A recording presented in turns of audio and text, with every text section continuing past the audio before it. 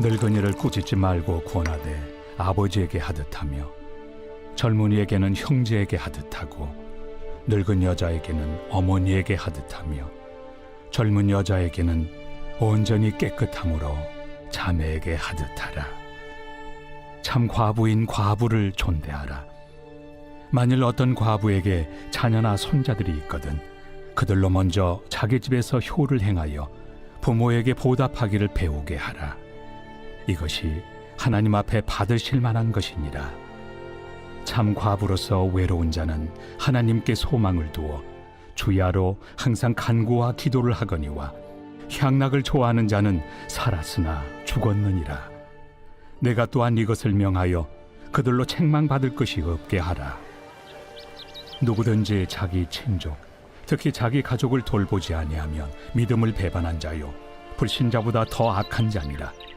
과부로 명부에 올릴 자는 나이가 60이 덜 되지 아니하고 한 남편의 아내였던 자로서 선한 행실의 증거가 있어 혹은 자녀를 양육하며 혹은 나그네를 대접하며 혹은 성도들의 발을 씻으며 혹은 환난당한 자들을 구제하며 혹은 모든 선한 일을 행한 자라야 할 것이요 젊은 과부는 올리지 말지니 이는 정욕으로 그리스도를 배반할 때 시집 가고자 함이니 처음 믿음을 저버렸으므로 정죄를 받느니라. 또 그들은 게으름을 익혀 집집으로 돌아다니고 게으를 뿐 아니라 쓸데없는 말을 하며 일을 만들며 마땅히 아니할 말을 하나니 그러므로 젊은이는 시집가서 아이를 낳고 집을 다스리고 대적에게 비방할 기회를 조금도 주지 말기를 원하노라. 이미 사탄에게 돌아간 자들도 있도다. 만일 믿는 여자에게 과부 친척이 있거든 자기가 도와주고 교회가 짐지지 않게 하라. 이는 참 과부를 도와주게 하려 함이라. 잘 다스리는 장로들은 배나 존경할 자로 알되 말씀과 가르침에 수고하는 이들에게는 더욱 그리할 것이니라. 성경에 일렀으되 곡식을 밟아 떠는 소의 입에 망을 씌우지 말라 하였고 또 일꾼이 그 삭슬 받는 것은 마땅하다 하였느니라. 장로에 대한 고발은 두세 증인이 없으면 받지 말 것이요 범죄한 자들을 모든 사람 앞에서 꾸짖어 나머지 사람들로 두려워하게 하라. 하나님과 그리스도 예수와 택하심을 받은 천사들 앞에서 내가 엄히 명하노니 너는 편견이 없이 이것들을 지켜 아무 일도 불공평하게 하지 말며 아무에게나 경솔히 안수하지 말고 다른 사람의 죄에 간섭하지 말며 내 자신을 지켜 정결하게 하라. 이제부터는 물만 마시지 말고 내 위장과 자주 나는 병을 위하여는 포도주를 조금씩 쓰라.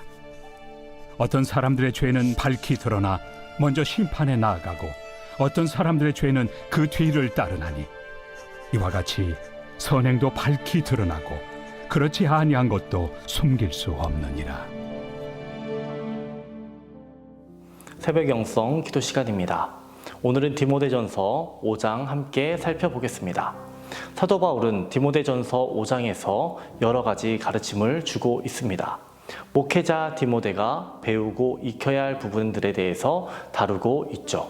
목회자 디모데가 상대할 이들은 노년층이고 젊은이고 과부고 장로들이었습니다.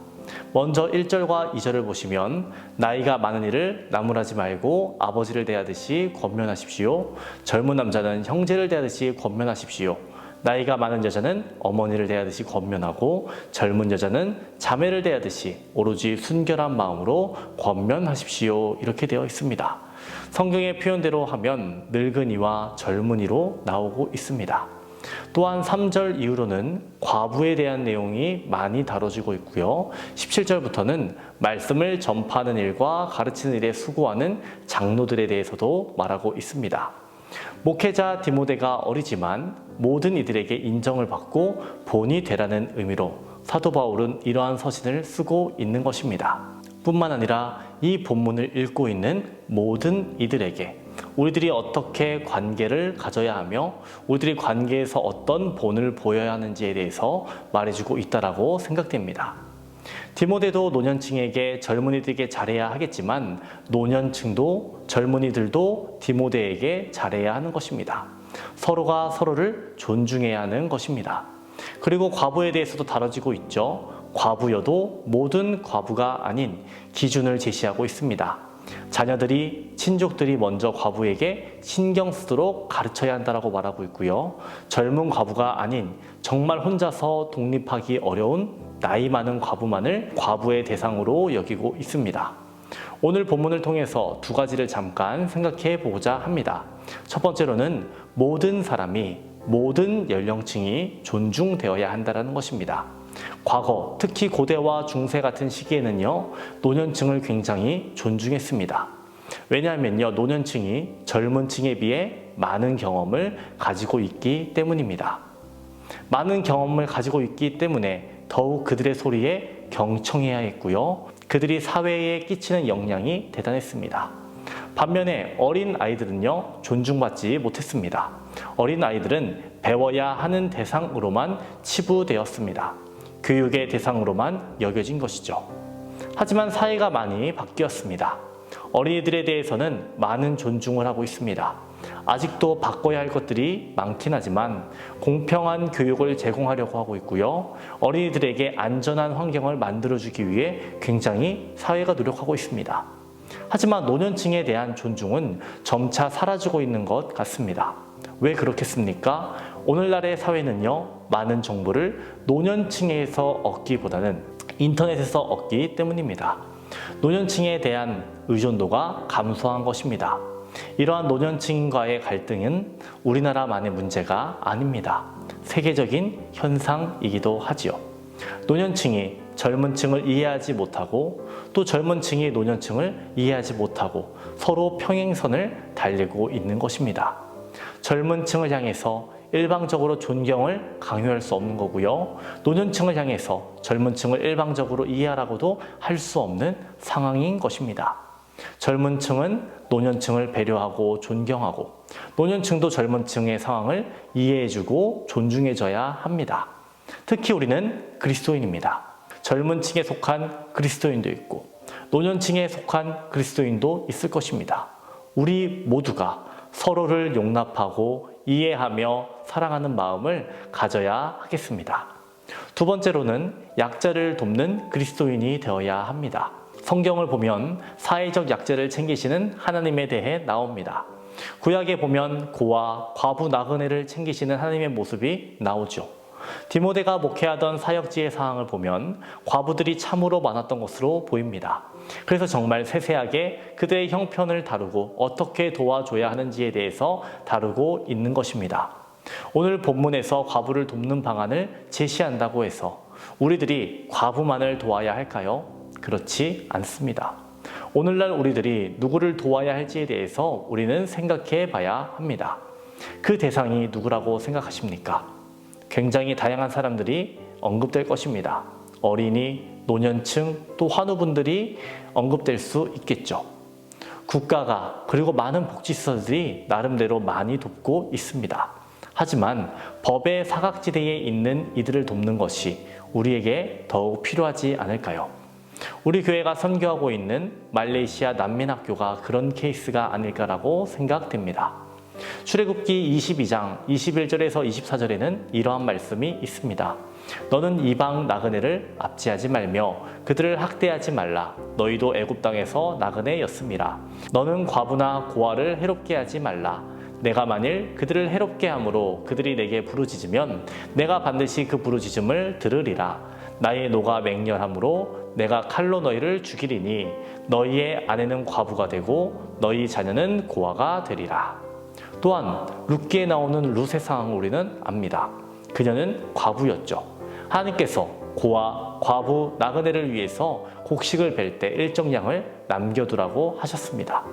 이스라엘 백성들이 율법에 의해 남겨둔 곡식으로 인해 룻이 살게 된 것입니다. 말로만 하는 것은 누구나 할 수 있는 것입니다. 말로만 하는 것에서 끝나는 것이 아닌 나의 시간과 나의 물질을 사용하는 것이 더 중요한 것입니다. 사실 말로만 하는 사람들은요, 되게 봉사하지 않습니다. 그런 사람들을 믿지 마십시오. 그리고 그런 사람이 되지 마십시오. 자신의 시간과 물질을 사용하는 분들은 말이 없습니다. 하나님께만 자랑하는 우리들이 되어야 하겠습니다. 오늘 디모데전서 5장을 통해 두 가지에 대해 살펴봤습니다. 첫 번째로는 서로가 서로를 용납해주는, 서로가 서로를 존중해주는 그리스도인이 되어야 한다는 것입니다. 두 번째로는 어려운 이들을 돕는 그리스도인이 되어야 한다는 것입니다. 말로만이 아니라 우리의 시간과 물질을 사용해서 말입니다. 하나님 사랑과 이웃 사랑을 실천하는 저와 여러분 되시기를 주님의 이름으로 축원합니다. 오늘의 공동기도 제목은 환우들을 위한 기도입니다. 호암봉 장로님, 박재순 권사님, 유은영 권사님, 김시아 권사님, 이영숙 권사님, 이명숙 권사님, 오유미 집사님, 이동춘 성도님, 박서연 청년, 유경민 청년의 치유를 위해 기도해 주시기 바랍니다. 각종 질병과 불면증, 공황장애, 마음의 병이 치유되도록 기도해 주시기 바랍니다. 기도하겠습니다. 우리를 세상의 빛과 소금이 되라고 말씀하신 하나님, 우리들의 말과 행실을 통해 하나님께 칭찬받는 그리스도인 되게 하여 주시옵소서. 그리스도의 풍성하신 사랑을 우리들이 누리고 그 사랑을 보여주는 삶을 살아갈 수 있게 우리를 연단하여 주시고 우리를 인도하여 주시옵소서. 교회와 세우신 담임 목사님을 위해 기도합니다. 기도하시고 준비하시는 모든 사역 가운데 성령의 역사를 더하여 주시옵소서. 담임 목사님 건강을 더하여 주시고 주님의 천사를 붙여주시고 늘 보호하여 주시옵소서. 말씀을 준비하실 때마다 능력으로 채워주시옵시고 말씀을 선포하실 때마다 회복과 치유의 역사를 허락하여 주시옵소서. 오늘은 환우들을 위해서 기도합니다. 뇌출혈로 쓰러진 호암봉 장로님 두 다리에 힘을 주시고 일으켜 세워주시옵소서. 사고로 입원한 성도도 일으켜 세워주시옵소서. 암과 싸우고 있는 박재순 권사님, 유은영 권사님, 김시아 권사님, 이영숙 권사님, 이명숙 권사님, 오유미 집사님, 이동춘 성도님, 박서연 청년, 유경민 청년에게 치유의 강선을 비춰주시옵소서. 우울증을 겪고 있는 성도들, 공황장애, 불면증을 겪고 있는 성도들이 있습니다. 투석으로 디스크로 고생하는 성도들이 있습니다. 하나님 모두 깨끗이 고쳐주시옵소서. 연로하신 장로님, 권사님, 집사님들 늘 감동케 하여 주시고 병상에 누워 계시지 않고 마지막 날까지 걸을 수 있는 건강 허락하여 주시옵소서. 새벽마다 주님께 드리는 우리의 기도 제목에 주님 응답하여 주시옵시고 늘 좋은 곳으로 채워주시옵소서. 생명의 빛이 되시는 예수님의 이름으로 기도합니다. 아멘.